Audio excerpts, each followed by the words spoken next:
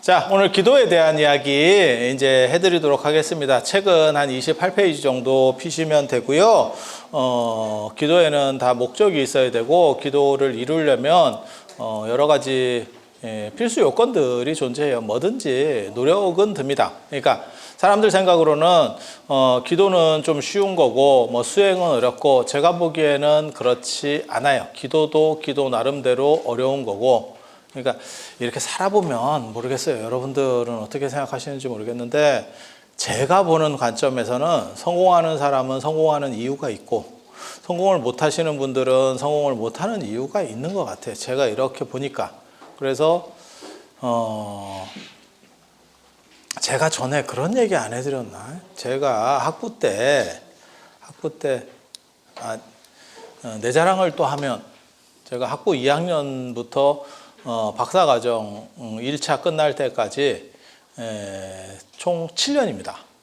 7년 동안 올해입부를 맞았거든. 나름 좀 뭔가가 있었어. 그렇게 해서 우리는 그 공부하는데 룰이 있어요. 그래서 어떻게 하는 거냐면, 공부고 지랄이고 다 필요 없어. 선생을 잡아야 돼. 교수를 잡는 거예요. 그래서 교수가 뭐에 관심이 있는지를 봅니다. 그러니까는 뭐 교재고 비가 필요 없어요. 이거는 그냥 기본적인 거고, 그 선생은 무엇에 관심이 있을까? 그래서 그런 거를 분석을 하고, 그 다음에 시험지 내는 순서 굉장히 중요해요, 사실은. 그래서 시험지가 뭐 핵심만 쓰면 되지, 대부분 아닙니다.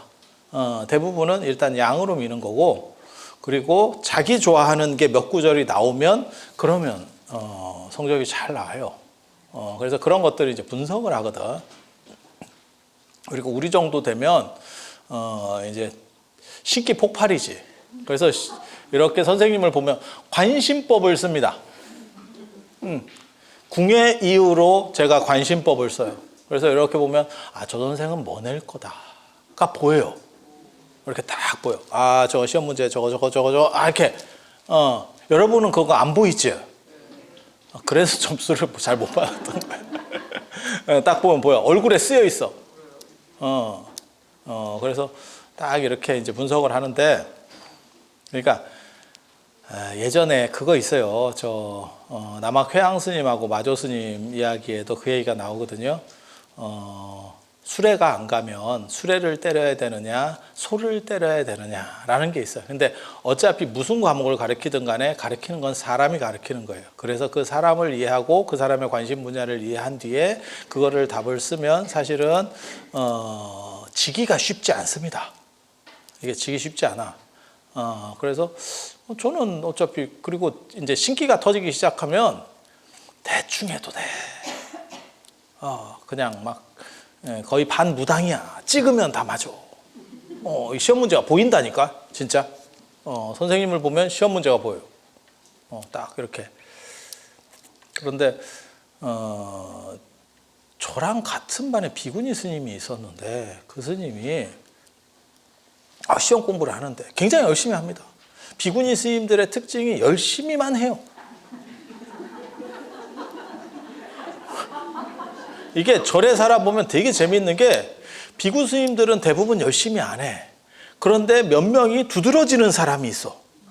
그리고 그 사람이 시장을 주도해. 근데 비구니 스님들은 다 고만고만하게 열심히 해. 근데 휘진 사람도 없고, 특별히 뭘 이렇게 좀 그런가 싶은 사람이 별로 없어요. 이게 무슨 차별적 발언을 하는 건 아닙니다. 성향이 그런 것 같아요. 그래서 잘 안 돼. 그래서 이렇게 굉장히 열심히 해요. 사람이 굉장히 열심히 해. 그래서 딱 이렇게 뭘 보나 이랬더니 시험 문제도 안 나올 거를. 내가 딱 보면 저기는 아니거든. 저게 무슨 타클란 사막이나 사하라 사막 같은 데를 막 파고 있어요. 물 나온다고.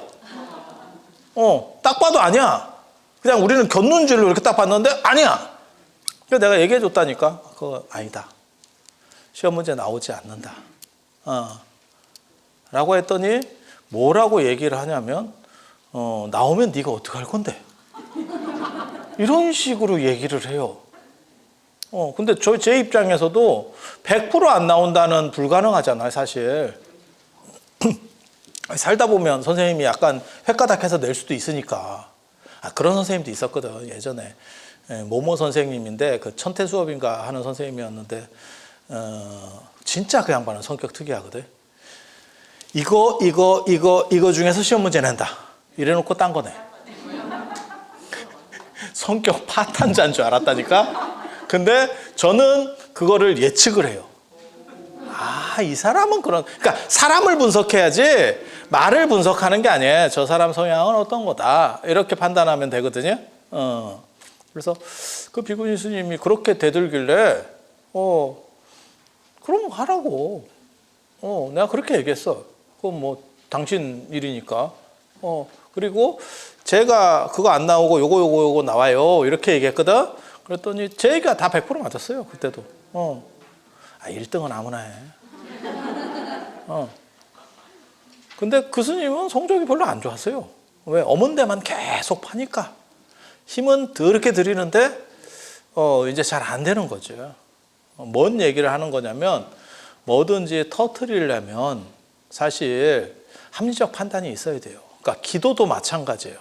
그냥 묻지마로 덮어놓고 이빨 꽉 깨물어 이러면서 가는 게 아니에요. 계속 터지는 조건들을 만들어줘야 된다는 그 얘기를 하려고 하는 거예요.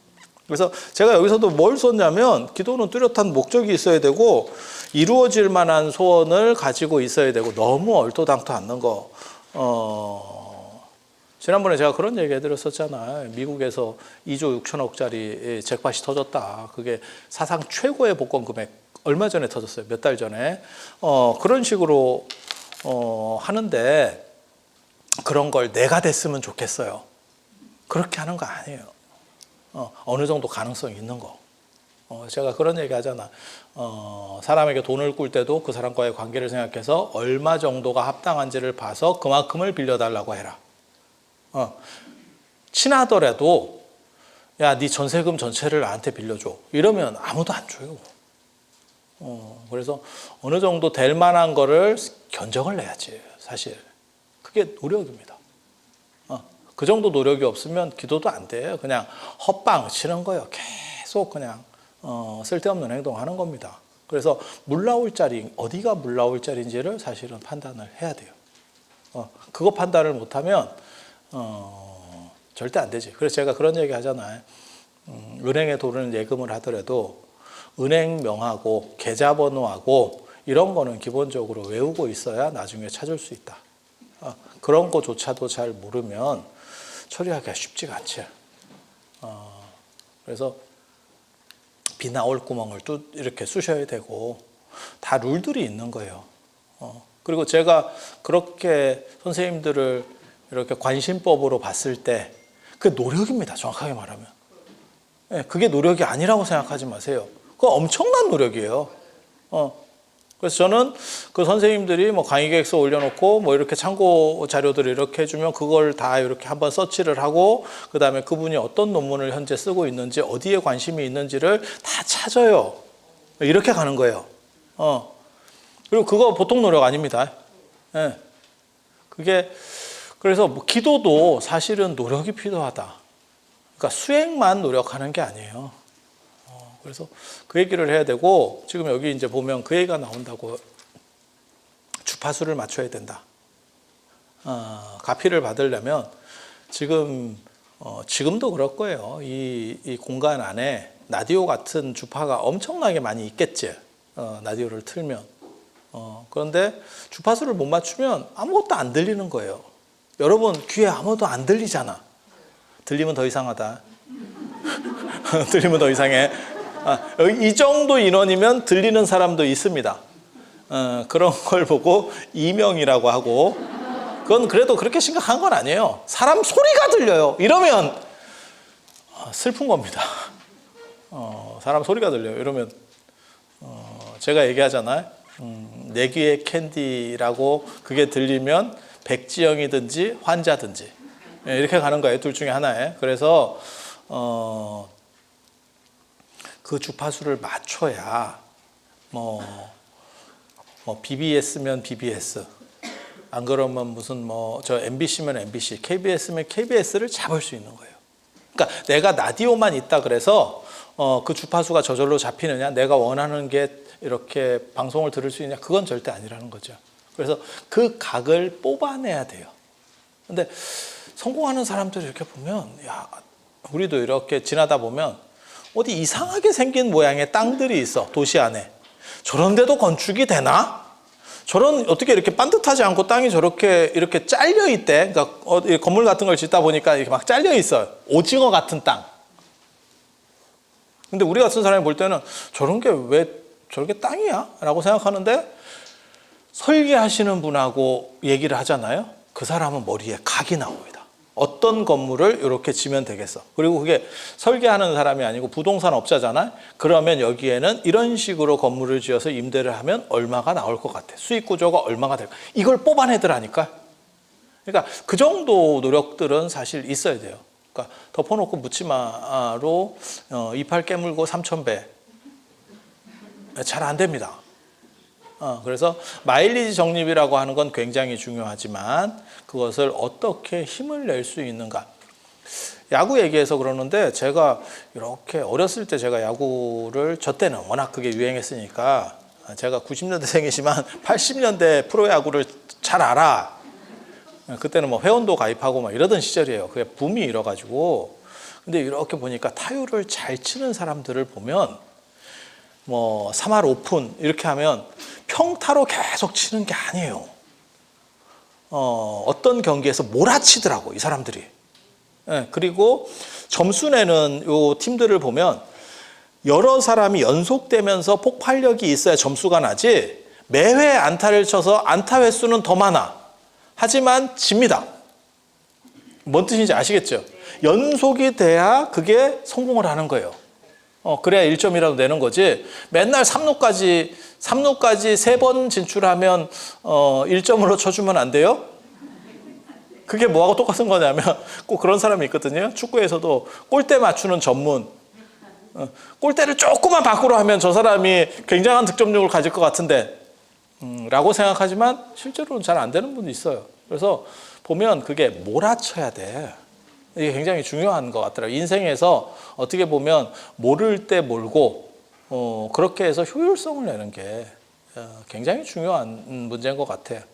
그래서 평타로다가 계속 갈 게 아니고 이렇게 집중을 하고, 그래서 부처님하고 코드를 맞춰야 돼요. 부처님은 진짜 복이 많은 분이에요. 그리고 그거를 부처님 전생을 보면 당신이 복 마일리지를 따로 쌓았대요. 그래서 제가 전에도 그런 말씀 드렸잖아요. 세계에 성인이라고 하는 사람들이 많이 있지만 음식도 올라가는 건 부처님밖에 없다. 공자는 춘추석전대제 2번 먹고 예수는 그냥 매달려만 있어. 마치 뭐하고 개업집 부거처럼. 그래서 힘든 거요. 왜 예수가 저렇게 말라 있겠어? 주는 건 없고 매달려만 있으니까. 그게 황태비애라고 매달려 있는 어쩔 수 없는 힘든 게 있어요. 근데 부처님 같은 경우는 계속 음식이 올라가죠. 그게 복 마일리지가 있어서 그래요. 복 마일리지가. 그래서 물질은 물질대로, 정신은 정신대로예요. 그래서 제가 이제 별로 안 좋아하는 사람들이 꼭 뭐가 있냐면, 정신력이 이렇게 머리가 튀면 되게 좋을 것 같아요. 이렇게 하는데 그건 복하고 마일리지 자체가 달라요. 그래서 물질적인 게 사실은 기반이 돼야 되고, 아니 그렇잖아. 아무리 정신적인 게 좋아도 몸이 무너지면 끝나는 겁니다. 몸 무너지면 끝나는 겁니다. 그리고 내 환경 무너지면 끝나는 거예요. 제가 그래서 그런 얘기 하잖아요. 옛날 속담이 틀린 게 없어요. 나무는 가만히 있으려고 해도 바람이 가만히 있게 안 돈다. 주변 환경에 시달리기 시작하면요, 너무 힘들어집니다. 그래서 그런 부분들을 사실은 잘 정리해서 나올 만한 데를 쑤셔야 돼요. 나올 만한 데 쑤셔야 돼요. 그래서 어느 구름에 비가 있나라는 정도는 봐야 되고, 부처님하고 코드를 맞춰야 돼. 그게 마치 라디오 주파수 맞추는 것처럼 그랬을 때 그게 터지는 겁니다. 저는 개인적으로 이런 영험을 나름 조금은 봤다는 생각은 해요. 제가 그렇게 막 열심히 막 하는 사람은 아니지만 그래도 조금 그래 지금 팔자가 좀 많이 폈지. 아무도 동의하지 않는데? 그래서 복이 있으면 편해. 인생이 편해. 그래서 제가 그런 얘기 하잖아. 일생이라고 하는 것은 주차장에 차 대는 거하고 똑같고 백화점 주차장에 차 대는 거하고 똑같고 멀리서 보이는 빈자리는 내 자리가 아니고 내가 그 근처로 갔을 때 빠져주는 게 최고고 최악은 빠지는 줄 알고 기다렸는데 그놈도 넣고 있고 차를 대고 있고 그럼 뭐 경기 끝이고 그래서 그게 딱 일본 말이긴 한데 아다리가 맞으면 아구가 잘 맞으면 그게 제일 좋죠. 군대 갈 때도 그래요. 남자들은 군대 갈 때도 그래서 군대를 2년 만에 갔다 오는 분들도 있고 대학 복학할 때 보면 어떤 분은 3년이 걸립니다. 이게 찢어지는 거지. 그러면 빈 시간들을 그냥 이 사람이 허송하게 되는 거예요. 그래서 그런 계산들을 잘 해야지. 그래서 최대한 합리적이고 이렇게 집약될 수 있는 구조들을 만드는 거 굉장히 중요해요. 그리고 간절함이 있어야 되고 그리고 향 피워야 됩니다. 제가 향 매니아인데 이런 향 얘기를 하면 또 너무 길어지니까 길게는 안 할 건데 모든 기도에 있어서는 분향이 첫째입니다. 향을 안 피우고 기도를 하면 향이 부처님과 나를 연결해 주는 방법 중에 하나예요. 그래서 제가 늘상 하는 얘기 있거든요. 복전함에 향 피우고 복전함에 돈 넣는 겁니다. 정확하게 말하면. 향 피우고 복전함에 돈 넣는 거예요. 그리고 초하고 향 중에서 둘 중에 하나만 선택하라. 그럼 무조건 향입니다. 향 압도적입니다. 향 압도적입니다. 초는 등의 역할이기 때문에 상대적으로 약해요. 그래서 상가집 같은 데 가면 촛대가 하나 있는 데도 있죠. 왜? 장례식장 이런 데 안 가봤어요? 촛대 하나 있는 데도 있잖아. 그렇게 줄일 수도 있어요. 그거 뭐 큰 문제까지는 안 돼. 하지만 향은 필수 품목입니다. 그리고 향하고 차하고 뭐 아니면 향하고 술하고 중에서 뭘 하나를 빼면 어떤 게 빠져요? 향이 무조건입니다. 향이 부동의 일입니다. 그래서 제가 요즘 들어서 한국 불교에서 자꾸 향을 못 키게 하는 거는 사실 너무 잘못된 행동이다라는 생각을 계속해요. 그래서 뭐 목이 아파요 어쩌고 그리고 예를 들어서 뭐 복전함에 돈 넣는 거하고 향하고 둘 중에 어느 거 향입니다. 향은 무조건 1등입니다. 그래서 향이 메신저라니까 내 기원을 부처님한테 전달하는 매개체가 향이에요. 그러니까 향을 안 피우고 기도를 하면 전달 자체가 안 돼. 제가 전에 그런 거 얘기한 적이 있었는데 누가 계속 산신령한테 기도를 했대잖아. 복권 당첨되게 해달라고. 계속 산신령한테 기도를 했더니 나중에 산신령이 나와서 하는 말이 복권 좀 사라. 뭘 당첨되게 해줄래도 네가 복권을 안 사는데 내가 어떻게 하느냐 라는 얘기를 한다는 거거든요. 그래서 기본은 갖춰야 되고 그 기본 중에 가장 1순위가 향입니다. 그래서 향을 이렇게 제가 강조를 하면 뭐 목이 아파요. 스님이 뭐 목이 아파요. 어쩌고 하는데 그러면 다른 직업을 하면 안 될까? 이거 좀 너무 슬픈 얘기인데 예를 들어서 마라톤 선수인데 숨쉬기가 힘들어요. 은퇴해야지. 근데 절에 있으면서 향 냄새가 힘들어요. 절 체질이 아닌갑지. 그리고 어떤 절에서는 향을 하나만 키라고도 얘기하고 딴 사람이 켰으니까 된 거 아닙니까? 내 기원이 안 올라간다. 미안한 얘기인데 이건 개별적으로 올려야 되는 거예요. 그래서 중국이나 이런 데 가면 외향로가 있어서 법당 밖에 향로가 있어요. 그래서 계속해서 향을 피울 수 있게 그렇게 해놨는데 우리나라는 그 외향로 전통이 사라지면서 지금 이렇게 됐는데 향은 필수입니다. 그리고 향을 켰더니 뭐라고 하고 법당 보살님이 꺼요. 그것도 꼭 기분 나쁘게 거꾸로 해서 끈다.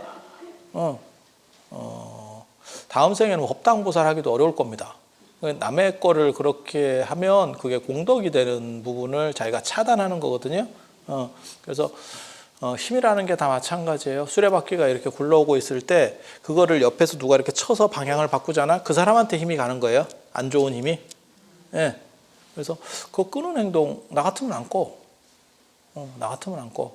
저 같은 경우는 누가 향을 펴놨는데 향이 꺼져 있어. 그럼 불 붙여주잖아, 우리는. 진짜 그래요. 저는 향 매니아이기 때문에 내가 좀 특이할 수도 있고. 그래서 향 피우는 거는 무조건이고, 내가 켰는데 저 사람이 껐어요. 그건 그쪽 일입니다. 내가 켜서 어느 정도라도 연기가 올라가면 됩니다. 그래서 저 같은 경우는 향을 피우고 그 다음에 이렇게 한 3바퀴 돌려가지고 이마에다 이렇게 대죠. 이마에다 대서 기원하는 거예요. 그 향에 내가 원하고 있는 거를 거기다가 이렇게 생각이 들어간다라고 생각해서 이게 타서 향 연기로 올라가면서 부처님한테 잘 전달되도록. 아니 부처님한테 바라는 사람이 되게 많은데 누구는 해주고 누구는 안 해주잖아. 그런데 누구를 해줄 것 같아요? 둘 중에 하나입니다. 간절한 놈, 별난 놈. 근데 그거는 살아있을 때도 우리도 똑같아. 누군가 뭐 부탁을 하는데 간절해서 계속 찾아와, 귀찮게. 그러면 어쩔 수 없이 딸려간다.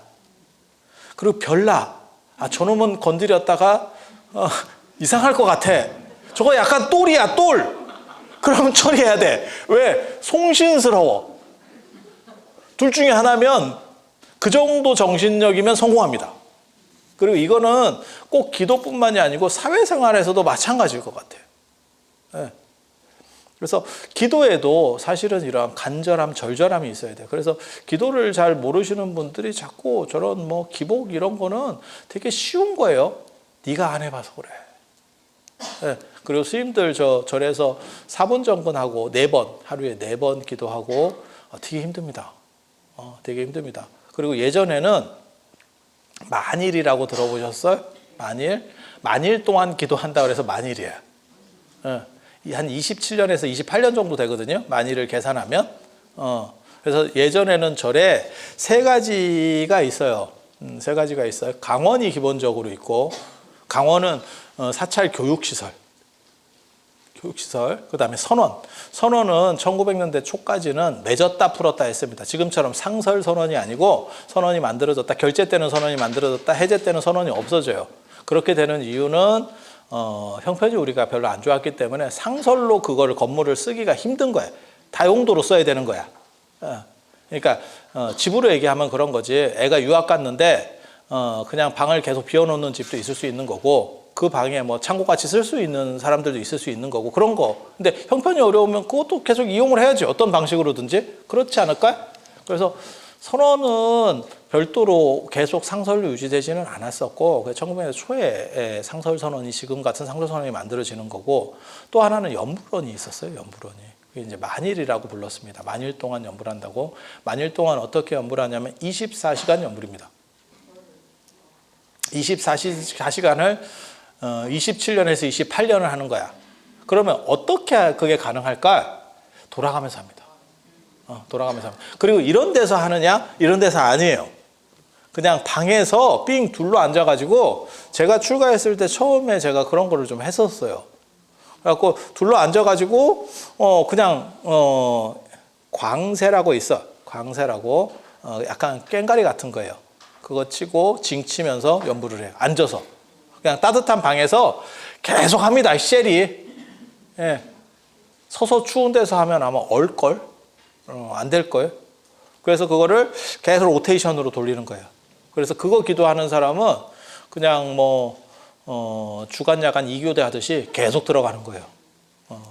그게 만일 기도고, 그 만일이 가장 유명한 데가 어디냐면 금강산 건봉사입니다. 건봉사. 그렇게 해서 거기가 이제 만일 기도를 신라 시대 때부터 했다는 거예요. 그렇게 해서 기도하다가 날아간 사람도 있고, 그렇게 나와. 그런 눈빛으로 보지 마. 날아간 사람도 있고, 되게 재밌는데 1900년대 초에 이제 그 만일이 선원으로 바뀌어요. 선원이 바람을 일어나면서 선원으로 바뀌어요. 그래서 거기를 만일 선원이라고 합니다. 그래서 연불전통이라고 하는 게 생각보다 뿌리 깊은 거예요. 그리고 명상이나 수행이라고 하는 게 꼭 연불과 분리되는 체계는 아닙니다. 그러니까 연불을 통해서도 할 수 있는 거고, 자기가 정신력이나 이런 것들을 잘 컨트롤할 수 있으면 명상을 해도 되는 거고, 명상이나 참선을 해도 되는 거고, 그리고 진짜 새가 빠지게 한 사람 이야기 알아요? 기도를 저렇게 해도 되나 싶은 사람, 그게 진표율사죠. 망신참이라고 들어봤어요? 망신, 몸을 망친다는 거예요. 야, 그거 좀 너무 그러는데. 그래서 막 절을 이렇게 하는데, 절을 그냥 하는 게 아니고 돌바닥에서 막 완전히 이렇게 몸에 부딪히면서 해요. 그래서 나중에 팔다리가 부러지고 이런 얘기가 나온다고. 참회를 하는데 그렇게 몸을 돌보지 않고, 진표율사가 한 성가를 합니다. 여러분 잘 모르셔서 그러는데, 그래서 이렇게 기도하다가 그 유명한 얘기거든. 그래서 진표율사가 창건한 데가 창건을 했다는 설도 있고, 그 전에 순제법사라는 사람이 진표율사 스승인데 그 양반 때 절이 있었던 것 같아요.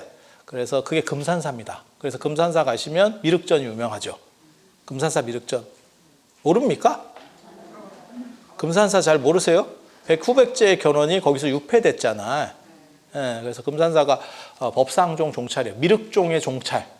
미륵종의 종찰. 그래서 어떻게 생각하냐면 순제법사가 아마 스승이 있을 때는 절이 좀 작고, 그 다음에 이제 진표율사가 거기 주석하면서 절이 이렇게 커졌는가 봐요. 그럼 보통 기록에는 뭐라고 나오냐면 진표율사가 창건했다라고도 나오고, 그 전에 절이 있었다라고 나오고, 두 가지가 다 나옵니다. 둘 다 말이 되지.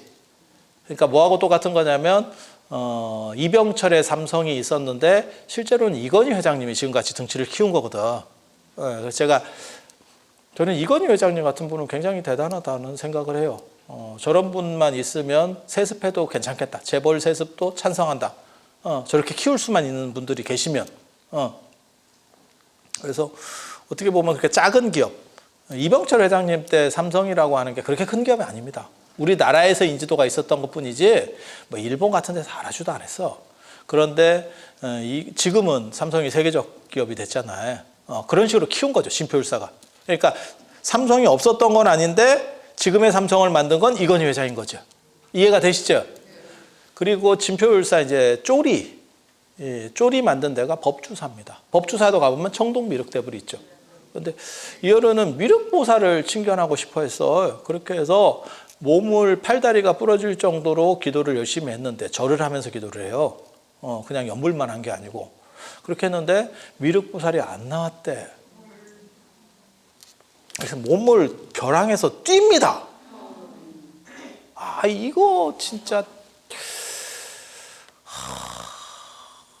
그거를 이제 받아줘서 보살님이 받아줘서 뭐 살았다, 이런 식으로 이야기가 나와요. 그리고 더 재미있는 거는 맨 처음에 지장보살이 나와. 또 지장보살이 이렇게 나와가지고 잘한다고, 그래서 계본도 주고, 그러니까 계율과 관련된 책도 주고 이렇게 해요. 그랬더니 진표율사가 뭐라 그러냐면, 됐고 저는 미륵입니다. 나는 그 기록을 읽고 너무 처음에 웃겼어. 지장보살 뻘쭘. 네가 열심히 한다며, 이렇게 해서 딱 나왔어. 그랬더니 제가 원하던 분이 아닙니다. 쉽게 말해서 무한도전 사인 받으러 갔는데 박명수 씨가 사인을 했어. 그랬더니 이건 됐고요, 유재석 씨 사인을 주세요. 뭐 이런 거지. 그래서 진표율사가 그런 식도, 그게 기도예요. 그런 거를 망신참이라고 합니다. 망신참. 그거는 이제 몸을 망치면서 열심히 기도하는. 그래서 기도가 쉬운 거 절대 아니에요. 기도가 쉬운 거 절대 아니에요. 그래서 사람들이 그냥 가만히 있고 무슨 뭐 감나무 밑에서 감 떨어지듯이 이렇게 기다리는 게 기도 아닙니까? 라고 생각하는 거는 그건 미친놈입니다. 그런 식으로 해서 이루어질 확률 거의 없습니다. 그래서 그렇게 되면 안 되고 전략적 접근이 필요해요.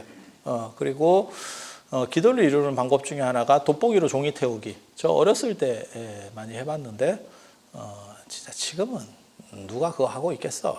근데 어렸을 때는 할 게 없으니까 내가 나무도 태워보고 뭐 별걸 다 태워봤네. 우리 때는 또 인력이 있었어요. 인력, 달력 말고 인력 있잖아. 인력 그게 이제 여러 용도로 쓰이거든. 보통은 화장실 용도로 제일 많이 썼고, 인력은 절대 날짜하고 안 맞아.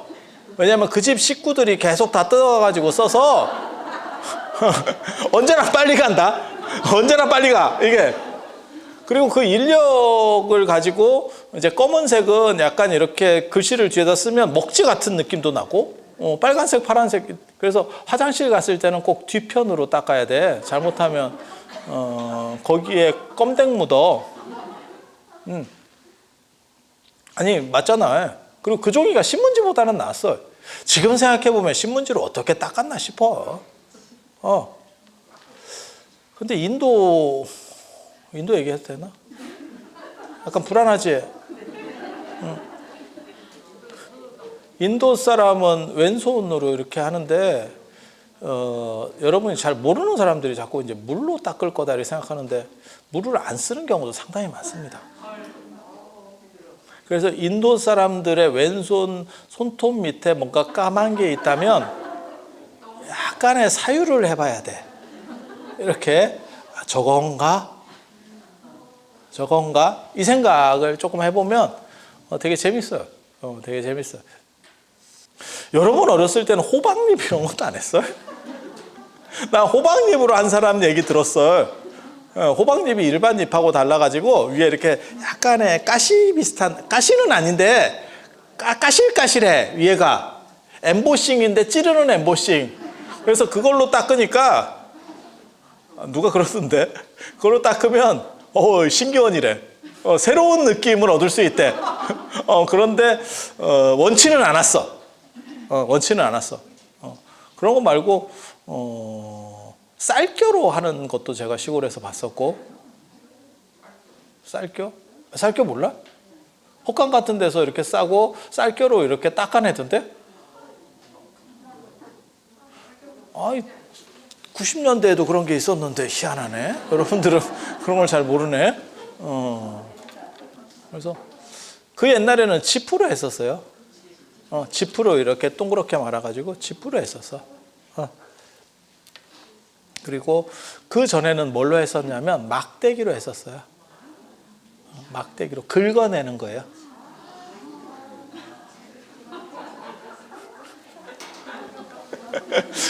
아니 왜? 이거 화두 공부할 때 진짜 중요해요. 화두 공부할 때 사람들이 그걸 모르더라고. 왜 똥막대기인지를 몰라. 그 똥막대기가 절에 꽂혀 있었다니까. 이렇게 여러 개가 꽂혀 있다니까, 화장실에. 그러면 그걸로 주걱같이 이렇게 위에를 이렇게 귓밥하게 비슷하다고 생각하시면 돼. 조금 큰 귓밥하게. 그래서 그걸로 밀어서 이렇게 닦아내는 거예요. 근데 그걸 바로 쓰자마자, 이거 너무 길게 하는 것 같은데.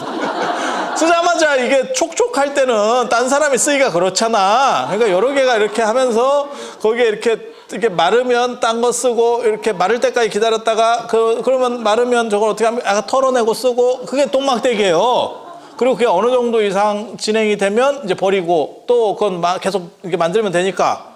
그래서 그 간시골이라고 하는 화두가 사실 거기서 나온 화두예요. 근데 지금은 그게 없어지니까 그게 뭔지 이 사람들이 이해를 못하는 거예요. 그러니까 그것은 가장 천하고 거지 같은 거, 이런 거예요. 그래서 도라고 하는 거는 일상에 전부 다 있는 거고 그 천한 것 속에도 있어. 그러니까 장자 같은 걸 보면 사실 그게 머리에 들어오거든요. 도라고 하는 것은 기와장이나 똥오줌 속에도 있어 라고 얘기를 하거든요.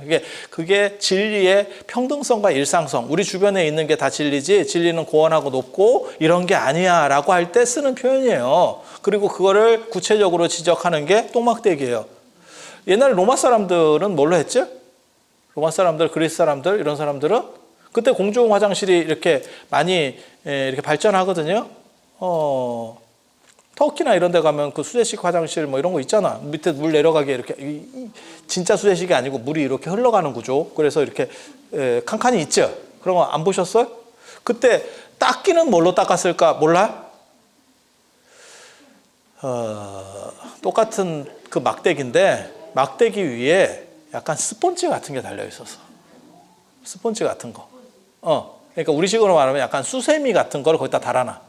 아니, 저 수세미 말고 우리 그 달리는 수세미 있죠. 노란색으로 된 거.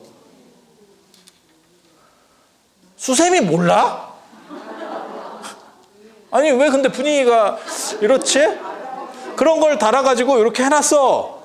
그런 걸 달아가지고 해놨어. 그러면 그걸로 이렇게 닦고, 마치, 너무 길게 하는. 아, 이거 나한테 아니면 못 들어. 어디서 들을 거야, 여러분들이.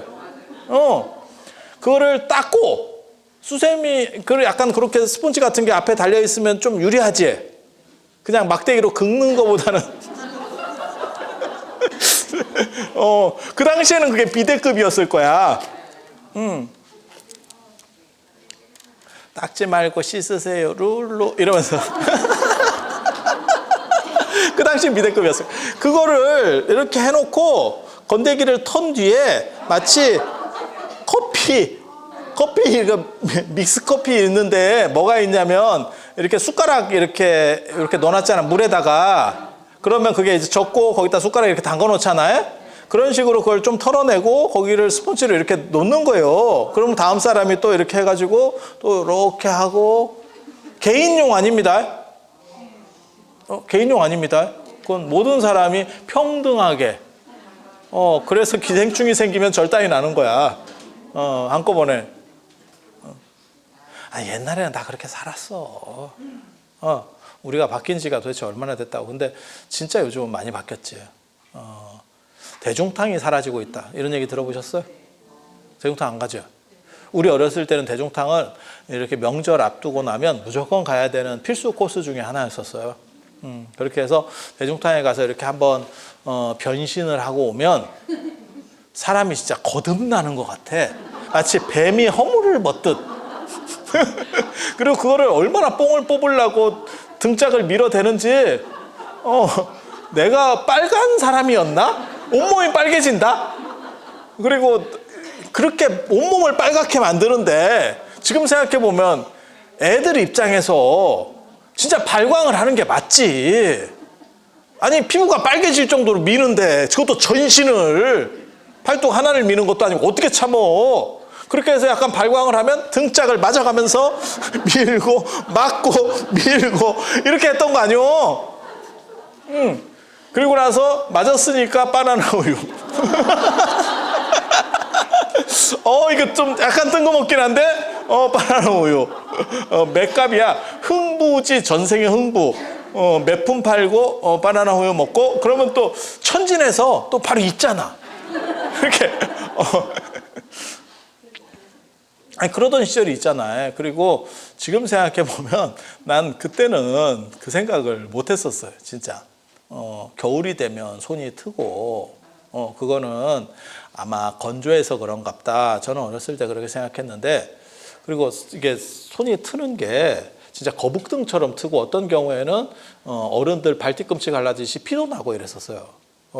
그렇게 해서 바세린이 어떻게 보면 집에 상비약 같이 있었지. 그래서 그런 데를 막 덮고. 기억 안 나세요? 그게 다 때였어. 이게 씻은 뒤부터는 추워도 그게 없어. 추워도 살이 터지지 않아. 그게 때층이었던 거야. 그리고 그거를 갑옷같이 그렇게 입고 있다가 그거를 목욕탕에 가서 한번 벗고 나니까 뱀이 허물을 벗듯 새로 거듭나는 거지. 그렇게 한번 거듭나고 나니까 춥지. 그래서 어른들이 목욕하면 춥다. 근데 어느 순간부터 목욕탕 안 가지? 여러분 가십니까? 찜질방도 곧 사라질 겁니다. 그러니까 지금은 개인화가 심해졌고 전에보다 심해졌고 코로나가 그거를 굉장히 앞당겼어요. 그래서 찜질방 한때 이렇게 진짜 열풍이 불었었잖아. 다 가서 그냥 뭐 이렇게 배 까고 이렇게 누워 있었고, 이렇게 그냥 이게 뭔가 싶을 정도로 이렇게 막 누워서, 야, 내가 진짜 옛날에 그 찜질방에 대한 또 추억이 있잖아. 제가 찜질방을 한 2번 가봤거든, 진짜. 찜질방을 2번 가봤는데, 진짜 거지 같은 경험을 내가 한 번 했어. 그때 모모 스님이 저를 미얀마를 데려갔는데 제가 어렸을 때입니다. 그 젊었을 때입니다. 그리고 그때만 하더라도 공짜면 뭣도 먹을 정도로 그래서 미얀마 비싸요. 중국도 아니고. 그래서 비비고 들어갔지. 근데 야, 이 미친 사람이 비행기 시간이 안 맞는다고 찜질방을 잡은 거야. 야, 방을 잡아야 지금 같으면 상상도 못할 일이다. 그래서 찜질방에 갔는데 사람들이 이렇게 다 약간 좀비 같은 느낌으로 이렇게 누워 있잖아. 이렇게 저 그때 처음으로 찜질방 갔어요. 제가 찜질방 2번인가 갔을 거예요. 저는 그런데 가는 데거를 별로 안 좋아합니다. 개인적으로 뭐 이렇게 제가 굉장히 소심한 사람이어서 드러나고 막 이런 거 굉장히 싫어해요. 그렇게 해서 그때 야, 사람이 이렇게 사는 게 타당한가? 에 대해서 굉장히 생각을 많이 했었어요. 그런데 그때는 그렇게 시간이 안 맞고 이러면 찜질방에서 쉬었다가지가 일반 보살님들 인식이었어. 근데 일반 보살님들은 그런데 우리는 애매하지. 그래서 내가 그때 고온실에 가서 혼자 이렇게 사색을 하고 있었어. 이게 뭔가 싶어가지고. 그리고 제가 그런 거 오히려 잘 참습니다. 나 진짜 그런 지구력은 내가 끝내주거든. 그 더운 데서 난 그 다음날 출발할 때까지 거기 있었어. 사람 한 명도 안 들어왔어. 들어왔다가 5분 이상 못 버텨. 나 끝까지 있었어. 왜? 쪽팔려서. 쪽팔린 것보다 이게 낫다. 쪽팔린 것보다 낫다. 이 생각으로 내가 버텼어. 그래서 찜질방이 그 다음에 한번 갔을 때는 설 전에 월정사 그 스님이 뭐라고 얘기했냐면 목욕을 해야 되는 거 아니냐. 제가 처음에 월정사에 갔을 때만 해도 이게 씻는 게 그렇게 좋지가 않았어, 시설이. 그래서 찜질방에 가서 목욕까지 하면 된다. 또 이래서 꼬드겨서 가더라고. 그래서 그때 가보고 2번 가봤는데 찜질방이 이제 거의 사라지는 추세로, 그러니까 다 개인화되는 거죠. 앞으로 그래서 지금은 벌써 많이 개수가 줄었을 거예요. 목욕탕도 잘 보기 어렵지? 아니 그렇지 않아? 목욕탕 가? 아니 안 가시는 분들도 상당히 되고 예전보다는 접근성이 많이 떨어졌죠. 예전에는 뭐 동네마다 다 이렇게 좀 다니다 보면 목욕탕이 있었고 그 굴뚝 안 본 지 좀 오래된 것 같은데 그래서 지금은 이제 그렇게 개인화 쪽으로다가 다 흘러갔고 그래서 이런 부분들이 사실은 세상의 어떤 변동과 관련돼요. 그래서 집단주의 구조 속에서 그 다음에 개인주의적으로 이렇게 가는 거고 그리고 더 상처받기 쉬운 쪽으로 지금 사람들이 됐죠. 그래서 그런 부분들과 관련해서 기도도 사실은 요즘은 개인화된 이런 얘기들이 많죠. 그러니까 예전에는 집안을 위해서 아니면 바깥 양반의 사업이나 뭐 어쩌고 이렇게 했는데 자기 기도도 많아. 그리고 이러한 기도하는 마음은 저는 굉장히 소중하다고 생각해요. 그러니까 뭔가를 이루려고 하는 마음, 그 집중이죠. 집중. 그리고 거기에는 뭐가 있어야 되냐면 인력 얘기를 내가 왜 했냐면 어렸을 때 돋보기를 가지고 이렇게 놀았는데 내가 그 문방구 사장님한테 낚여서 그래. 돋보기가 이만한 거를 그 양반이 나한테 팔았는데 기스 났다고 원래 500원인데 300원에 주겠다고. 되게 비싼 거예요. 되게 비싼 거예요.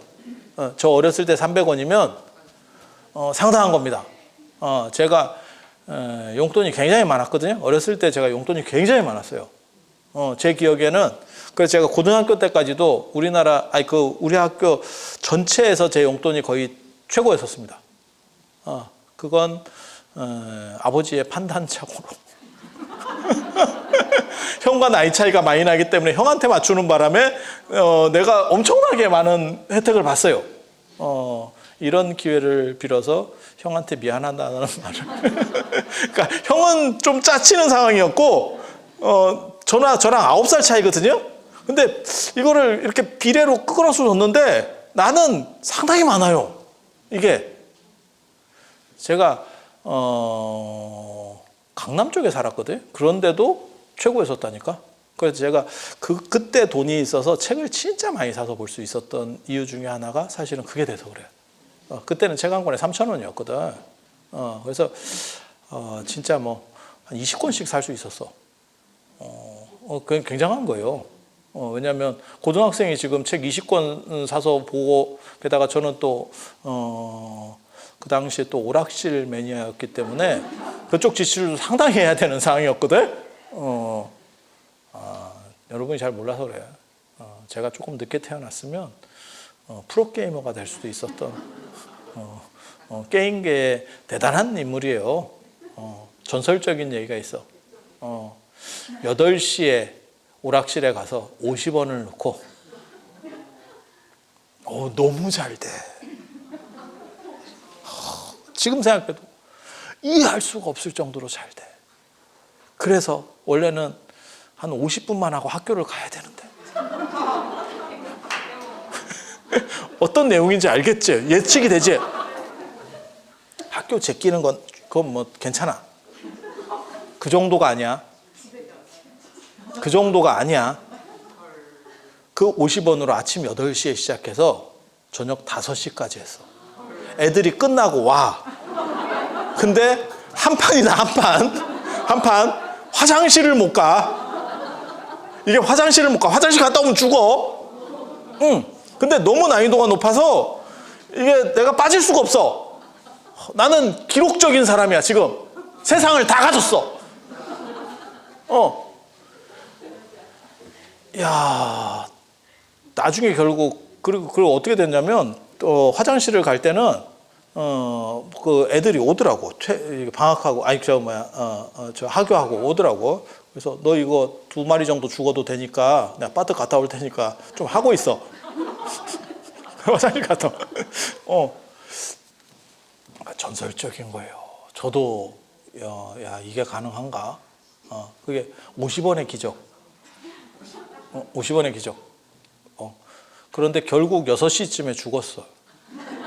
8시에 시작해서 6시까지 간 거예요. 그러면 10시간 한 거잖아? 10시간 아니야? 10시간? 2시간만 더 했으면 콘택 600인데. 왜 죽었냐면, 10시간을 한 자세로 앉아있으니까 어깨가 빠지려고 그래요. 난 못하겠더라. 그래서 죽었어. 더 이상 할 수가 없어. 이게 체력적 한계에 봉착해 있는 거야. 요즘 애들은 막 이렇게 좋은 의자에 앉아가지고 하니까 며칠도 하는 거지. 야, 의자 등받이도 없는 거 이렇게 동그란 거 그거 하나 앉아가지고 10시간 앉아있어 봐. 죽을 것 같아. 이게 인간의 한계인가? 이런 생각을 했다니까. 그래서 내가 그것도 해야 되지. 그러다 보니까 굉장히 많은 지출이 필요했었어요. 그래서 인생이 참 묘하지. 저는 그런 식으로 책 보고 오락하고 이런 식으로 살았는데 그게 되게 재밌어. 근데 어렸을 때 그 돋보기, 이만한 돋보기 굉장히 큰 거예요. 조그만 건 잘 안 타. 그걸 이제 태우기 시작하는데 제일 잘 타는 종이가 그 인력 검은색 종이. 그거 태웁니다. 그걸 또 하루 종일 태우면 진짜 숫자를 거의 돌릴 정도로. 내가 이렇게 진짜 이런 얘기를 하면 지금 생각해 보면 나는 그 당시에는 뭐 그렇게 살아도 되는갑다 했는데 지금 생각해 보면 가족들 입장에서는 억장이 무너졌을 것 같아. 뭔가 하나를 하면 이상하게 미친 듯이 해. 이게 어떤 특징이 있어요. 그래서 그런 식으로. 그런데 그때 뭐가 중요한 거냐면 돋보기로 종이를 태울 때 제일 중요한 거는 초점을 맞추고 계속 한 자세로 들고 있어야 돼요. 이게 이렇게 흔들리잖아? 그럼 꽝입니다. 다 아시잖아. 지금 젊은 사람은 돋보기로 아마 종이 태우는 일이 없을 거예요. 그러니까 그걸 모를 건데 예, 연세 드신 분들은 다 태워봤잖아. 별로 할 일도 없고 하니까. 우리 아버지 주무시는데 머리에다가 돋보기 한번 댔다가 얼마나 욕을 먹었는지. 와, 내가 그거 이제는 말할 수 있다. 얼마나 뜨거운지 그냥 궁금했을 뿐이야.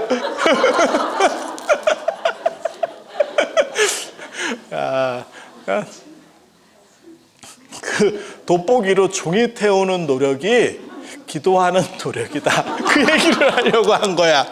그 얘기를. 그 정도로 집중을 가지고 똑같은 행동을 반복해야. 진짜예요. 돋보기 태워보면 진짜 똑같은 위치를 계속 들고 있으면서 태워갖고 움직이려고 하면 그걸 조금씩 이렇게 한 0.5mm 정도씩 이렇게 움직여야 돼? 맞잖아. 그 종이 그 인력에서 숫자 하나 오리려면 진짜 몇 시간이 걸려요. 아니, 안 해봤어도 느낌 오잖아.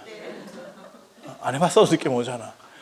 그래서 그 정도 노력은 있어야 숫자 하나를 오리는데 기도는 그만큼 하냐? 라는 걸 묻고 싶은 거예요. 정주영 회장님이 많이 했었던 말 중에 하나가 그거잖아. 해보기는 했냐? 해보기는 했냐? 실제로 한국 불교 얘기 나올 때도 대만 불교가 지금 전 세계 1위거든요. 대만 불교가 굉장히 잘 돼. 대만 불교가 1위예요. 그런데 우리는 불교가 이렇게 꺾어져 있습니다. 지금 이렇게 하고 있거든. 뭐 탈종교하다 내가 보기에는 다 개뿔도 아닌 소리고요. 그냥 노력하지 않는 거예요. 그래서 대만 불교 사람한테 한국 불교 스님이 물어봤지. 우리는 이게 잘 안 되는데 쉽지가 않다. 이런 얘기를 하니까 그쪽 사람도 뭐라고 얘기했냐면 너네가 진짜 간절하게 한번 해봤냐? 너네 뭐 해봤냐? 이렇게 묻더라는 거예요. 근데 좀 그렇지. 근데 여러분에게도 똑같이 묻고 싶은 거예요. 기도가 성취될 수 있도록 해봤냐? 그 간절함이 있었냐? 그냥 형식적으로 이렇게 해가지고 그러면 그게 되겠어요? 그렇게 해서 되면 개나 고래나 다 되지. 안 되는 사람이 어디 있겠어? 그러니까 사업하는 사람도 마찬가지고 다 마찬가지인 것 같아요. 어느 정도의 간절함과 집중력이 있어야 돼요. 그 노력이 없으면 개인적으로는 새벽 예불 나와가지고 기도하시는 분들, 맨날 그 자리 맡아서 하시는 분들 좀 대단하다고 생각을 해요. 물론 연세 드신 분들은 그렇게까지 대단하진 않고, 왜냐하면 연세 드신 분은 그 시간에 진짜 일어나요. 그냥 8시 반에 취침을 해가지고 3시에 일어나. 놀랍지. 아니요, 제 지도 교수님이 계시는데 누구랑 말은 못하겠네. 이번에 뭐 총장 어쩌고 저쩌고 해가지고 말은 못하겠는데 제 지도 교수님이 계시는데 학교에 그렇게 일찍 오신대. 5시에 온대. 그래서 왜요? 이랬더니 눈이 떠져요. 아니, 학교에 5시에 오려면 몇 시에 떠지는 거야? 그래서 내가 뭐라고 했냐면 절체질인 것 같습니다. 내가 이렇게 얘기했거든. 근데 연세 드시면 그렇게 떠지는 것 같더라고요. 그래서 그런 분들은 별로 그렇게 간절하지 않은 걸로. 근데 아침잠 많으신 분 중에서 그렇게 하시는 분이 있으면 참 대단하다는 생각이 들어요. 그 정도 열의가 있으면 이루어지겠지라는 생각은 합니다. 그리고 여러분들도 무언가에 대해서 뭔가를 이루려면 사실 그 정도 생각들은, 노력은 어떤 방식의 노력이든 노력의 가치는 저는 대등하다고 봐요. 그러니까 개인적으로 저는 연불하는 스님들을 이렇게 좀 높여주는 게 있어요. 그러니까 다른 절에 가면 보통 연불하는 스님을 약간 떨어지게 봅니다. 근데 저는 기본적으로 대등하다고 보고 연불하는 스님을 조금 더 우대해 줘야 된다라는 생각을 해요. 왜? 연불하는 스님들 때문에 다른 스님이 먹고 살고 있으니까. 소득 발생자잖아. 제가 그래서 그런 얘기 하잖아요. 저는 여성학에 관심이 있고 여성에 대해서 생각들을 많이 했었다. 그래서 제가 꼭 해보고 싶은 과목이 대학에서 여성학을 가르치고 싶었다. 이런 얘기를 하는데 그 이유는 뭐냐? 내 주변이 전부 그래서 제가 중성화되나? 중성화되나? 그래서 꼭 그 절에 가면 큰 절에 그런 사람들이 있어요. 꼭 신도회장은 남자여야 돼요. 스님들이 그렇게 얘기하는 거야.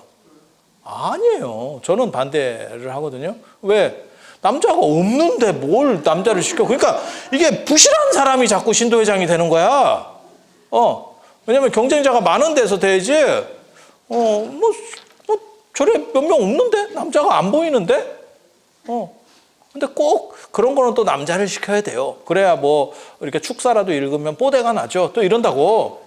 뽀대는 개뿔이. 누가 소득을 만들어내느냐에 맞춤 서비스가 들어가야지. 우리는 여성학 이런 데 관심이 많아요, 진짜. 근데 이제는 여성학을 해야 될 때는 아니고 뭐 할매학 이런 거를 여성이 아니야. 할매는 제3의 성이야. 남성, 여성을 넘어서는 아주 강력한 무언가가 있어. 그거를 규정을 잘 해야겠더라고. 그래서 일단 그런 정성이 필요한 거고, 그 다음에 향 피우는 거는 아무튼 빠뜨리면 안 돼요. 무조건 향은. 그래서 집에서도 향은 피우는 거를, 저는 출가하기 전에도 향은 진짜 많이 피웠어요. 그리고 저는 향 냄새 자체를 좋아하는 것 같기도 해. 그거는 저 아는 사람들이면 다 알아요. 저는 향 자체를 막 이렇게 향로에다 피울 때도 뽀글뽀글하게 막 피우거든요. 진짜. 그래서 향은 아무튼 무조건 필수. 그리고 기도는 집중하고 간절함이 있어야 된다. 그리고 수행이라고 하는 것과 기도가 그렇게 동떨어진 게 아니다. 그래서 사람마다 하는 방식들이 좀 다른 거예요. 그러니까 명상을 연불을 하면서 할 수도 있는 거고, 연불 자체가 부처님을 생각한다는 뜻이에요. 그런데 생각을 해도 생각이 잘 안 되지. 그러니까 부처님을 닮아가려고 하는 마음, 그게 주파수를 맞추는, 라디오 주파수를 맞추는 마음이에요. 그게 있어야 그쪽 통로가 열리면서 에너지가 넘어오는 거예요. 전혀 모르는 사람은 나를 방해할 수도 없고 도와줄 수도 없죠. 전혀 모르는데, 뭐 인과관계가 없는데. 그런데도 불구하고 어떤 관계가 있으면 그 미친놈이죠. 일종의 퍽치기 이런 거. 길 가다가 그냥 좁혔어. 왜? 그냥 미치지. 진짜. 그래서 나랑 관계성들을 잘 어떻게 만들어가느냐 굉장히 중요합니다. 그리고 그게 이제 부처님과 관계성을 맞아야 그쪽의 에너지를 빨지. 내 에너지가 부족하기 때문에. 그래서 그 부분이 굉장히 중요하고, 그렇게 연결시키는 게 향이고, 그 다음에 부처님을 생각해야 되는데 생각이 잘 안 되지. 아니 그렇지 않아? 누구를 생각할 때 가장 간절할까, 여러분들? 박한 양만 생각할 때 제일 간절하지? 그렇게 믿어. 그렇게 믿어. 자식을 생각할 때 제일 간절한 것 같아요. 연세 드신 분들을 이렇게 보면. 네가 그걸 어떻게 아느냐? 치매 걸렸을 때 보니까 그렇더라고요. 치매 걸리면 최근 기억부터 이렇게 삭제가 되거든요. 그래서 옛날 거부터 남는데 며느리는 뭐 시작하자마자 날아가고, 아니 여러분들 보세요. 며느리는 그냥 날아가고, 며느리 날아가고, 순서상으로 볼 때는 분명히 남편 다음에 자식이죠. 그러니까 남편이 더 오래됐죠. 아니 맞지 않아? 그걸 긍정하지 않으면 굉장히 이상한데. 그렇게. 그런데도 남편보다 자식을 더 오래 기억하시더라고요. 아니 치매 환자들을 이렇게 보면, 그리고 그 자식도 아들. 그런 걸로 봐서 야, 에너지가 참 대단한갑다라는 생각을 했어요. 그런데 그걸 이렇게 그냥 떠올리면서 기억할 수 있으면 참 좋겠지. 그런 떠올리면서 하는 거를 관상연불이라고 합니다. 부처님 닮아가기예요. 닮아서 그쪽과 동기화시켜서 에너지를 빨겠다. 우리 예전에 어렸을 때 보면 그 소리굽새 이런 거 기억나세요? 소리굽새가 뭐냐면 같은 음이 나는 소리가 있잖아요. 이렇게 치면. 근데 똑같은 음을 가지고 있는 소리급쇠를 두 개를 놓고 한쪽을 치면 한쪽이 공명하죠. 초등학교 안 나왔어? 검정고시 출신이요? 그래서 그런 거예요. 그런 거. 그래서 내가 부처님하고 동기화를 이루어야 돼. 그러면 가피가 이루어지는 거예요. 그러니까 닮아가기 노력. 굉장히 중요한 이야기입니다. 그래서 그렇게 닮아가는 게 이제 방법이 부처님을 생각해서 이렇게 떠올리면 딱 이렇게, 그래서 예전에는 그림 같은 걸 그려놓고, 벽에 그림 같은 걸 그려놓고 눈 떴다 감았다 하면서 그 생각을 해서 찍는데요. 사진 찍듯이. 이미지를 찍고 눈 감아서 그걸 생각하고 그다음에 까먹으면 또 눈을 뜨고 이렇게 그런 걸 보고 관상연불이라고 그래요. 그런 식으로 제일 이렇게 발전된 경전이 관무량수경입니다. 그래서 무량수 부처님을 관하는 경전. 그래서 극락세계랑 관계해서 이렇게 볼 수 있도록 그래서 자세한 묘사들이 되어 있죠. 그거를 글로 내비게이션을 만들듯이 이렇게 지도 같은 설명을 해준 거지. 근데 실제로는 그림도 썼을 겁니다. 그래서 간다라 쪽이나 이런 데 불교 미술들이 많이 남아있죠. 그 흔적들이 많이 나와 있어요. 근데 사람이 그렇게 머리로 써서 찍는 사람도 있고 사진 찍듯이 이렇게 눈으로 찍어오는 것도 있고 잘 안 될 때는 칙명연불이라고 그래서 이름을 반복해서 부르면서 생각하는 그 연불 방식도 있는 거예요. 그래서 오늘날에는 연불하면 마치 뭐 관세음보살 이렇게 정근하듯이 자꾸 이런 생각만 하는데 실제로 연불의 처음 시작은 관상연불입니다. 그래서 염이에요. 부처님을 생각한다. 사티. 그래서 부처님을 생각한다. 그렇게 해서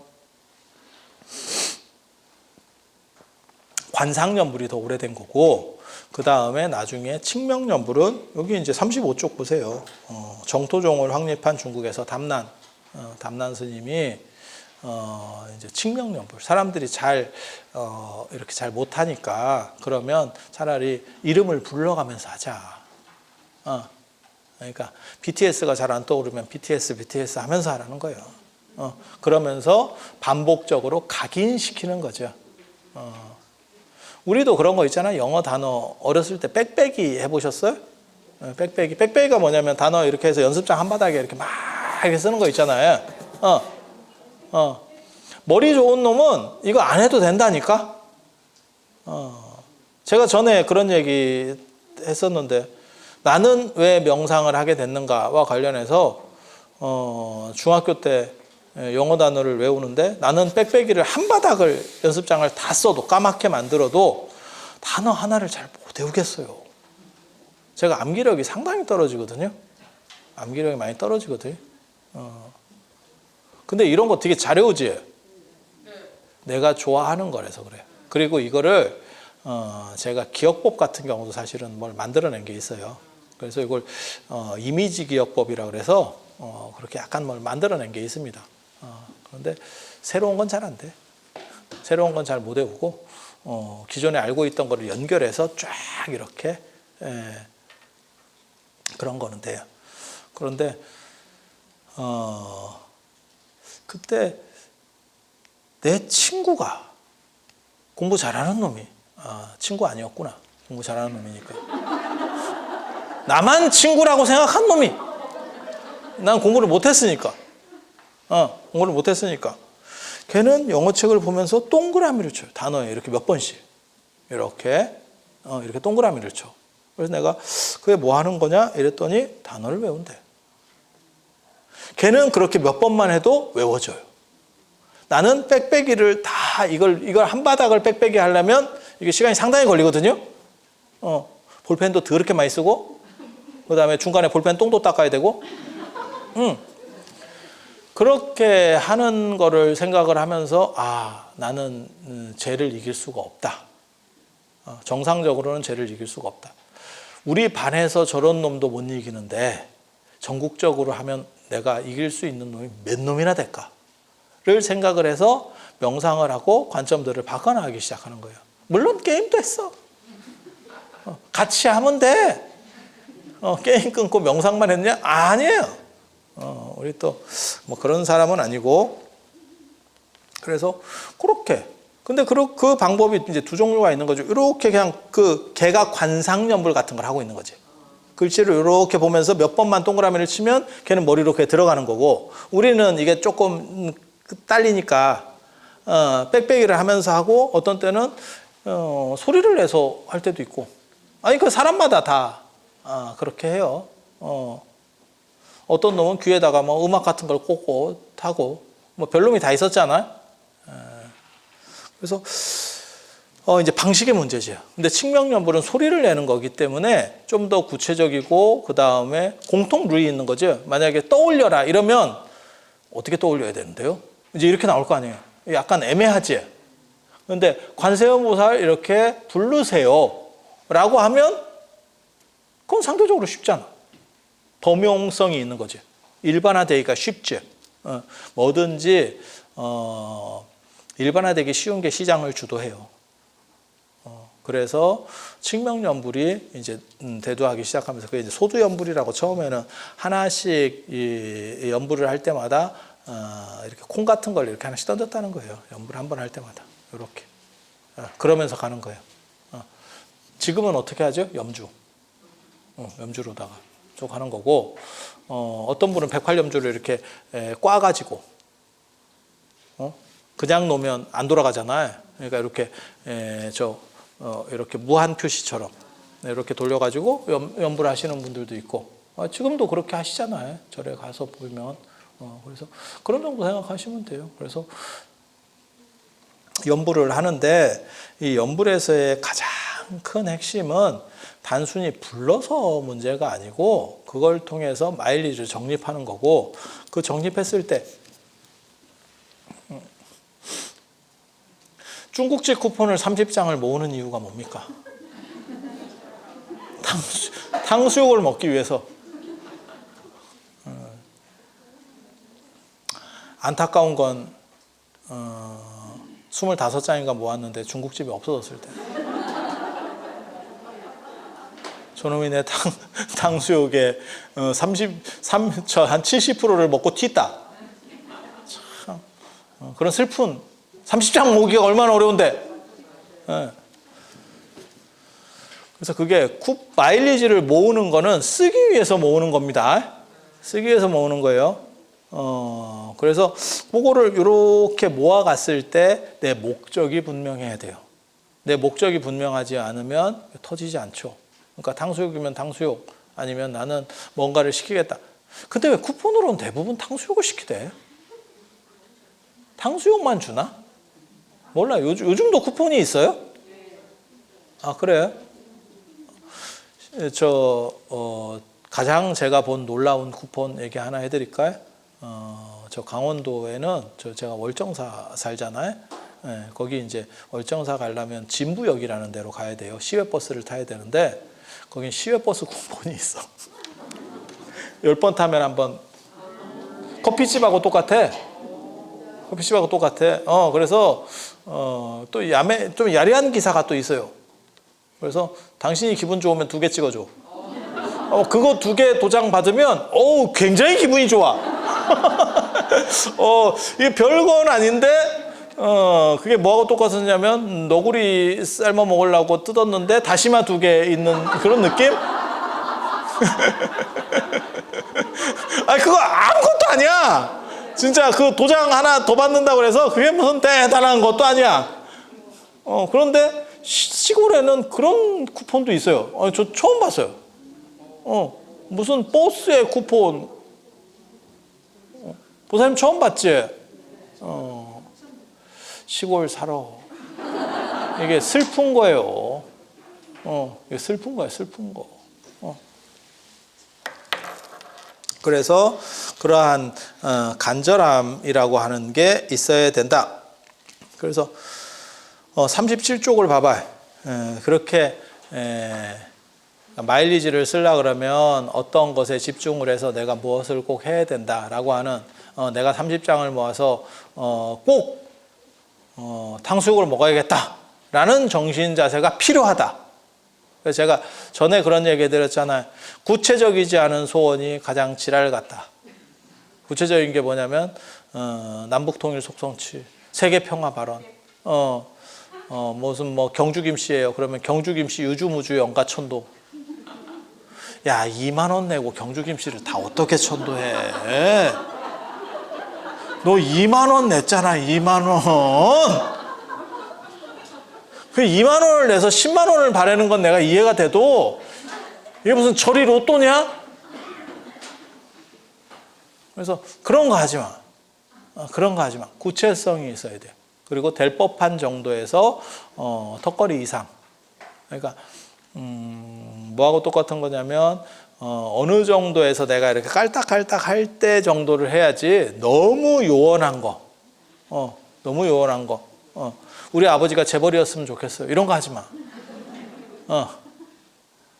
그래서 그런 정도를 생각하셔야 되고 그게 기본입니다. 그래서 37쪽에 보시면 연불을 통해서 연불 삼매가 성취돼. 이건 이제 수행하고 관련되는 거예요. 연불을 계속 하다 보면 그래서 저 같은 경우는 제가 월정사에 지금 금강경기도 이런 거를 또 새로 시작하려고 원래 하고 있었어요. 근데 몇 달 쉬었다가 지금 또 새로 시작하려고 하는데 제가 철야기도는 언간하면 진언을 해라. 나 이런 얘기를 계속 하거든요.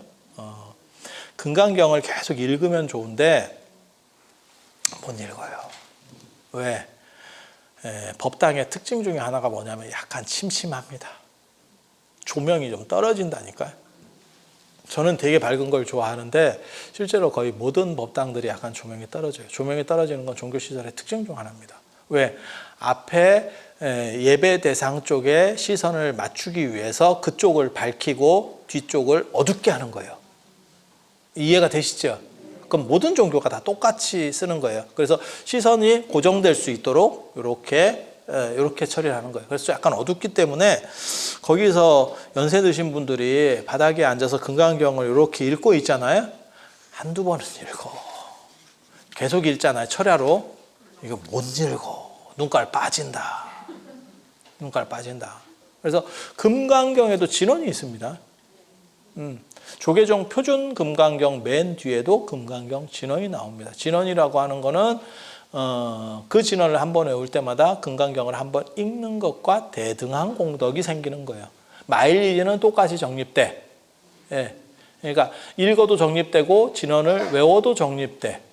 근데 읽으면 뜻도 좀 들어오는 거죠. 그러니까 뭐가 있냐면 타사 제유 마일리지 이런 거라고 생각하시면 돼. 뭔 얘기인지 알아듣겠어요?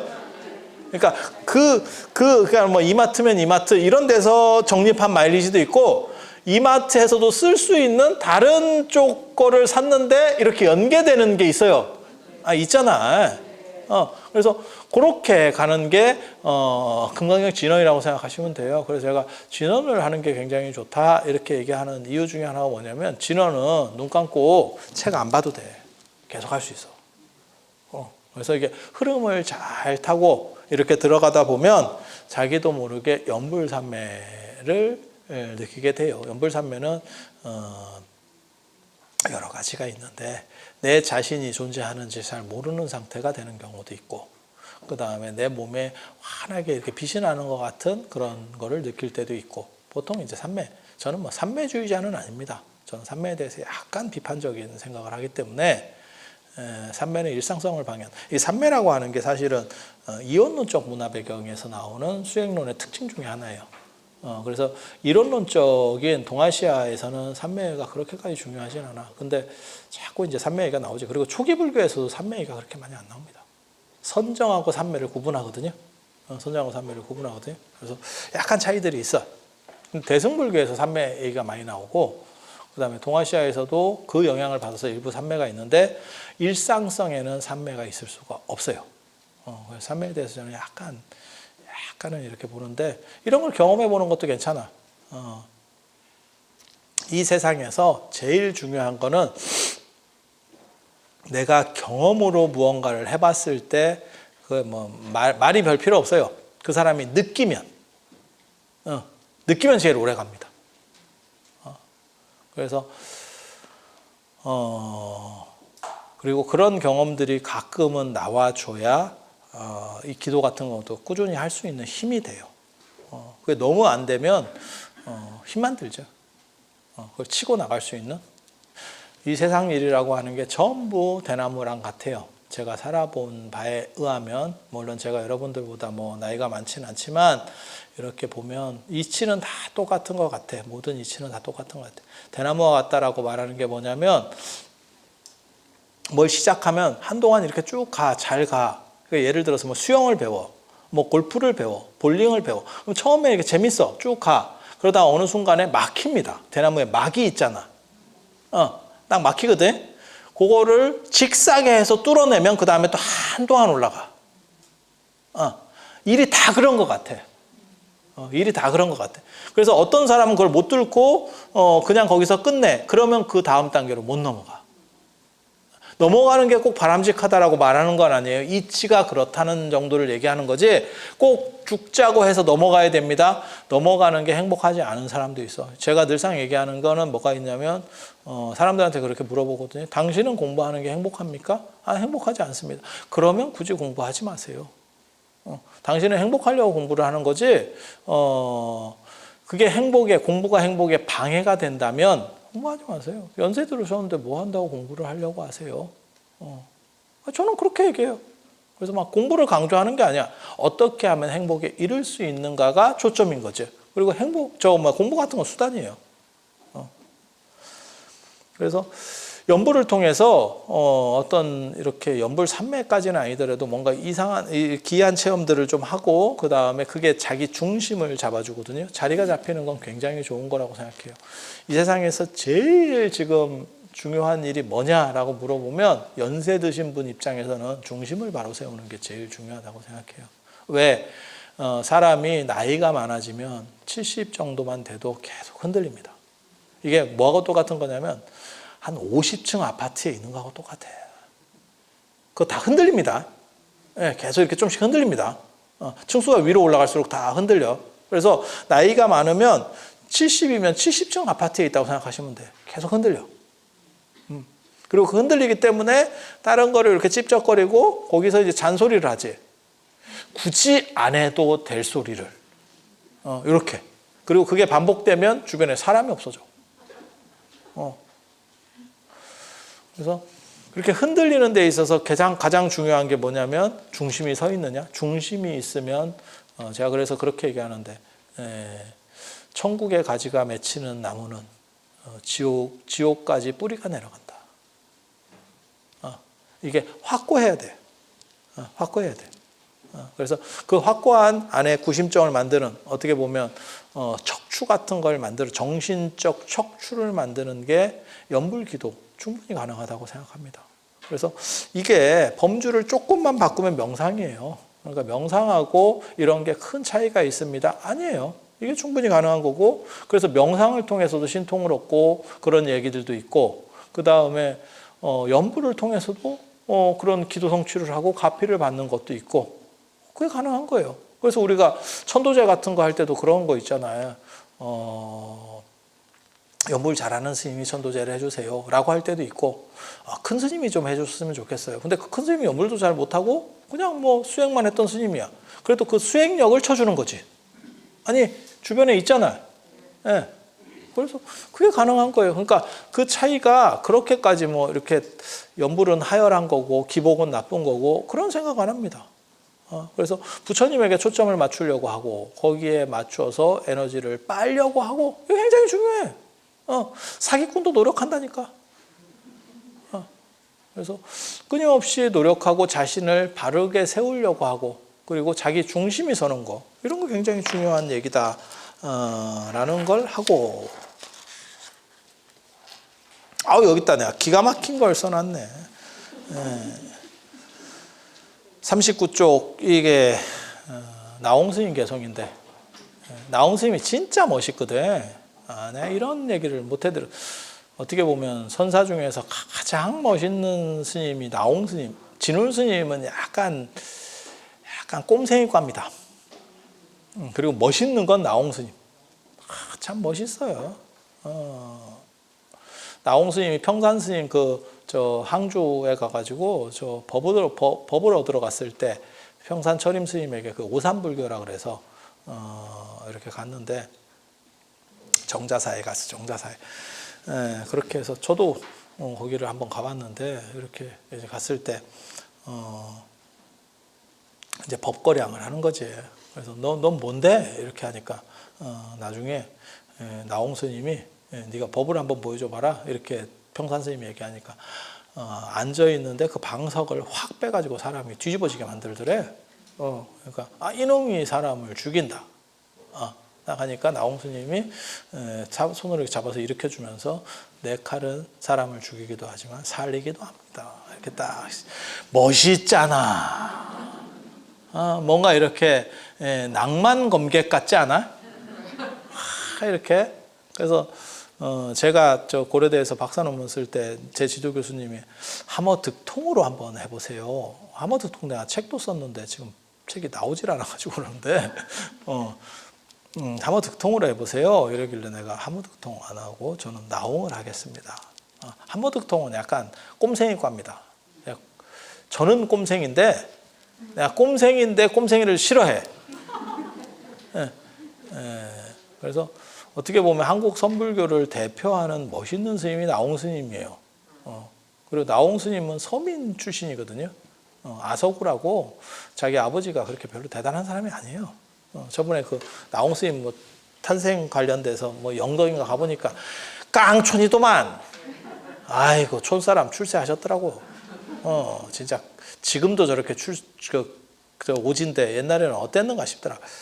그런데 당신 이제 누이가 이렇게 어떻게 안보를 하면 좋을까요? 뭐 이렇게 꽁치랑꽁치랑 또 이렇게 했는가 봐. 그러니까 39쪽에 나오잖아. 이거 아주 유명한 얘기야. 아미타불 제하방 착두심두 절망망 염도영국 무렴추 육문상 자금강. 이거 뭐 엄청나게 많이 나오는 이야기입니다.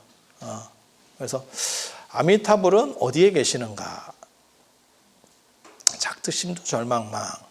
마음의 정수를 붙잡아서 간절하게 잊지 않고 계속 아미타불 하다 보면 생각길이 다 돼서 끊어져서 생각이 없는 상태에 이르게 된다. 그러면 온몸에서 항상 부처님 같은 자금광이 나온다. 그러니까 연부를 통해서 꼭 그냥 단순히 이렇게 연부만 하는 게 아니고 실제로는 그 수행으로 넘기는 거예요. 그래서 연부를 가지고 어떻게 하면 명상이나 선이 될 수 있는 거예요. 그러니까 아미타불 계속 하는 과정에서 그것이 이렇게 좀 많이 발전해서 안정화되면 약간 화두처럼 안정화되면 그 자체의 생각이 끊어지면서 내 몸 자체에서 어떻게 보면 내가 곧 아미타불과 동기화돼서 일체가 되는 거예요. 이렇게. 그래서 연불이 단순히 기도하는 데만 쓰이는 게 아니고 내 중심을 잡는 데도 쓰인다. 그리고 그 방향을 잘 맞추면 마치 벼락 떨어지듯이 구름에서 벼락 떨어지듯이 한 발씩 터지는 게 있어. 그 터지는 게 가피지. 가피지. 그래서 기도에 있어서 가피를 받는 거는 산에 갈 때 짝대기 함부로 짚지 마라 이 얘기 하잖아. 벼락 맞을까 봐. 들어보셨잖아요. 짝대기 잘못 짚고 비 오는 날 짝대기 잘못 짚으면 그 벼락 타고 내려온다는 거잖아요. 처음 들어봐요? 당연한 얘기잖아요. 그 등산 쫄대가 그 금속이잖아요. 그래서 뭐 비 올 때 이렇게 뭐 가리키고 어쩌고 하다가 잘못하면 절단 난다는 거거든요. 뭐 이상한 얘기 하는 거 아니잖아. 근데 제가 지금 말하려고 하는 거는 벼락이 치더라도 그 짝대기 같은 걸 내가 가지고 있어야 그 에너지를 받는다. 그 얘기를 하는 거예요. 없으면 내가 가피가 터질 일이 없다. 그래서 기도라는 것도 이게 접근 자체를 굉장히 잘해야 돼요. 약간 전략적 접근.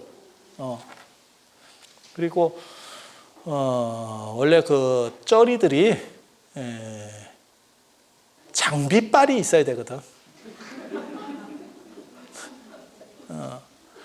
명필이 붓갈이냐 이러는데 그 얘기는 뭐예요? 우리는 명필이 아니니까 붓을 좋은 걸 써야 됩니다. 그 뜻이에요. 명필은 안 가린다는 뜻이야. 그러니까 우리도 가릴 필요가 없다가 아니고 명필은 안 가리고 우리는 가려야지. 네, 원래 장비빨이에요. 이 세상이 다 연장으로 돌아가는 거예요. 그래서 카메라 같은 거 배우면 막 장비부터 사는 사람 있어. 막 몇 천만 원씩 들여가지고 다도 한다 이러면 또 뭐 다도 관련된 것도 이따시만큼 사고 한 두어 번 하다가 이렇게 저걸 어떻게 해야 될까. 그래서 이제 화두로 들어가지. 그러고 보니까 다 인생이 그러네. 비싸게 주고 산 거는 주자니 아깝고 쓰자니 부담스럽고 모셔놓자니 귀찮고. 야, 이거 참 신기하다. 신기해. 그런데 일단은 장비빨이 있어야 뽀대도 나고 괜찮아. 그래서 잭팟이 터지는 자리로 가라 라는 게 있어요. 그게 이제 기도처 어디가 좋은가, 기도하기 좋은 데는 어딘가 라고 하는 그 이야기가 나옵니다. 어디가 제일 좋을까요? 네? 어느 절이 제일 좋을까요? 거짓말 안 하고 삼국유사를 통틀어서 터 자체가 명당이다라고 나오는 데는 월정사밖에 없습니다. 월정사밖에 없습니다. 그리고 전불시대 가람지라고 있어요. 전불시대 가람지가 다 에너지가 많은 영지입니다. 영지. 제가 가르쳐 드릴게요. 어딘지. 경주에 7군데 있어요. 경주에 7군데 있어요. 그게 황룡사, 분황사, 서청전의 담엄사가 저 오릉 안에 있는 담엄사. 왜? 사천왕사. 저 랑산에 있는 사천왕사. 그 다음에 청경림 흑륜사. 그 다음에 영흥사가 들어가나? 비구니 사찰 영흥사 들어가?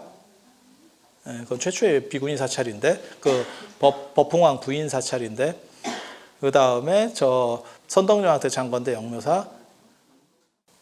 그 7군데가 그게 사천왕사는 폐사됐고, 그 다음에 저 흑륜사는 지금 경주 공고짜리고, 그 다음에 저 영묘사가 지금 흑륜사라고 알려진 그 자리고, 담엄사는 오릉 안에 있고, 영흥사는 어딘지 정확하게 모릅니다. 지금도 아직 자리도 잘 모르고, 사천왕사는 지금 폐사됐고, 그렇게 다 나왔지 뭐. 그러면 그리고 울산의 영축사지는 최근에 몇 년 전에 발굴이 끝났고, 그리고 또 한 군데가 양주 회암사입니다. 양주 회암사.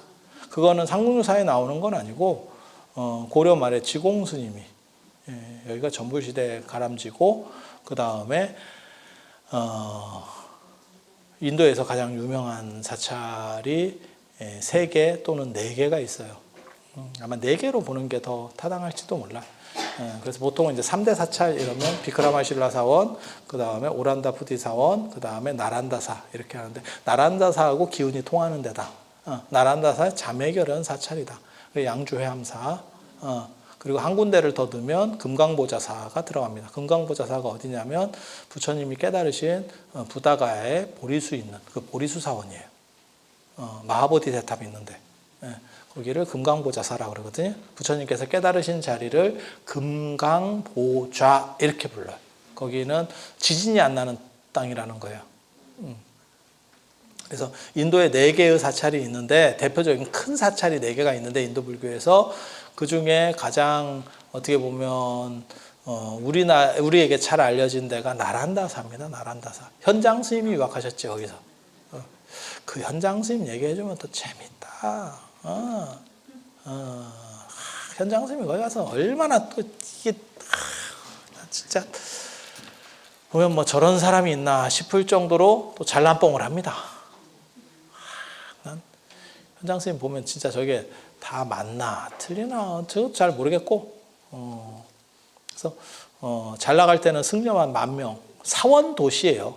10,000명을 뭐 쉽게 말해서 먹여주려면 주변 전체가 다, 그래서 지름이 한 10km 정도 되는 유적입니다. 지름이. 그래서 거의 한양성만 할걸? 절이 한양성만 할걸? 그리고 그 주변에 이제 그 절을 도와주는 도시가 있는 거지. 그래서 그렇게 그래서 나란다사하고 자매결혼 사찰이에요. 그 양주 회암사. 제가 또 회암사 겁나게 좋아하거든요. 거기 가면 부처님 사리탑이 있지. 사리가 있는지는 잘 모르겠고, 거기를 자꾸 뭐 하모 스님 탑이라는 동 뭐 사람들이 약을 파는데 그거 부처님 사리탑입니다. 그리고 거기가 효령대군이 거기 기도할 때 원각경 법회를 해서 원각경 기도를 했었어요. 효령대군 아시죠? 세종대왕 형, 양령, 효령, 충령 뭐 이렇게 가잖아요. 그래서 세종대왕 형. 그래서 그분이 거기서 이제 기도를, 거기가 최고절이거든요. 그다음 고려 말 조선 전기까지 최고 사찰이에요. 그래서 거기서 이제 원각경 법회를 했더니, 야, 그거 내가 진짜 어디까지 믿어야 되는지를 모르겠어. 김수원의 사리가문기 뭐 이런 데서 다 나오거든요. 실록에도 나옵니다. 실록에도. 세조 실록에도 나옵니다. 부처님이 나와버렸어요. 눈앞에 나왔다는 거예요. 그리고 사리가 분신을 하고, 진짜 그 실록에도 나와. 그 얘기를 듣고 세조도 굉장히 불교적인 사람이잖아요. 그래서 진짜 이렇게 똑같은 반응을 보였던 거지, 저랑. 그래서 그 사리를 그러면 나왔던 거를 다 갖고 거기 뭐 이렇게 부처님이 출연했다라고 하는 거는 그건 뭐 없어진 거니까 안 되는 거고, 사리 그거 있다며 그럼 갖고 와. 그래가지고 왕실에 모셔놓고 기도를 했대. 근데 거기서 증발을 다시 해요, 사리가. 그래서 세조가 그거를 감명을 받아가지고 그게 이제 왕실 사찰에서 왕실의 종친들이 다 기도한 거예요. 그래서 그걸 보고 이게 눈앞에서 벌어지는 일이니까 그래서 너무너무 감명을 받아서 그게 양주 회암사에서 어떤 경전을 중심으로 기도를 했냐면 원각경 기도를 해서 원각경 법회예요. 그래서 그거를 기념해서 원각사가 만들어집니다. 탑골공원. 탑골공원의 원래 이름이 원각사예요. 원각사. 그래서 너무너무 감명을 받은 거죠. 그 이야기. 그러니까 눈앞에서 벌어지는 일에 너무 감명을 받아서 그 큰 절을 만들어내는 거예요. 그래서 기도 영험이라고 하는 게 여러분이 생각하는 것보다 훨씬 더 강렬할 수 있어요. 그래서 기도를 하면 가피를 얻을 수 있고, 밖으로는 가피를 얻고 안으로는 자기 중심을 세울 수 있고, 그리고 오래 사는 시절에는 이 자기 중심을 잡는 거야말로 어떻게 보면 가장 중요한 가치라는 거예요. 그래서 밖에서 모든 일들이 내 뜻대로 크게 거슬리지 않게 잘 이루어지고 순탄하게 이루어지고, 그 다음에 안에서 자기 중심을 잡음으로 인해서 흔들리지 않을 수 있다면 그게 연불과 기도에 있어서 어떻게 보면 최고죠. 그런 걸 보고 중국에서는 뭐라고 부르냐면 출장, 입상 이렇게 얘기를 하죠. 옛날에는. 출장, 입상이 뭔지 알아요? 밖에 나가면 장군, 안쪽으로 들어오면 재상. 양수겹장 다 해먹겠다는 얘기지. 야구로 얘기하면 투수도 하면서 4번 타자 하겠다는 얘기요. 그런 약간 어떻게 보면 상도덕이 없는 거지. 그 두 가지를 다 해버리면 어떡해. 하나만 해야지. 그래서 그런 게 있고, 출장 입상보다 조금 더 좋은 말 마지막 가르쳐 드릴게요. 그건 뭐냐면 내성외왕. 안으로는 성인이고 내면적으로는 성인이고 밖으로는 왕이래.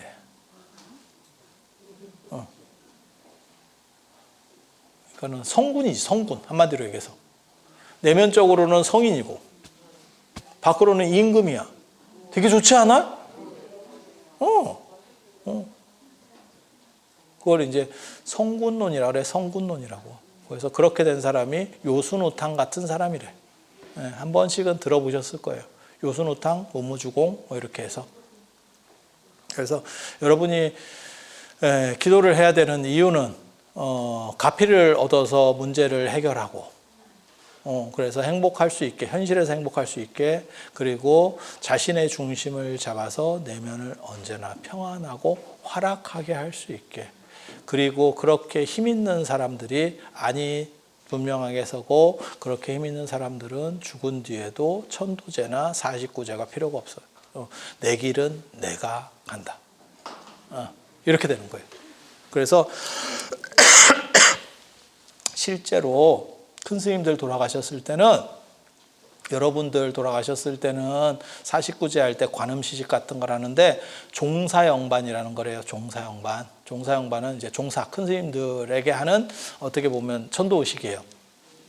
없어요. 내용이 없어. 알아서 갑니다. 빠이빠이. 빠이빠이로 끝나. 그래서 그런 분들은 또 뭐라고 부르냐면 영가라고 부르는 게 아니고 강령이라고 불러. 깨어있는 돌아가신 분. 오늘은 이상 마치도록 하겠습니다.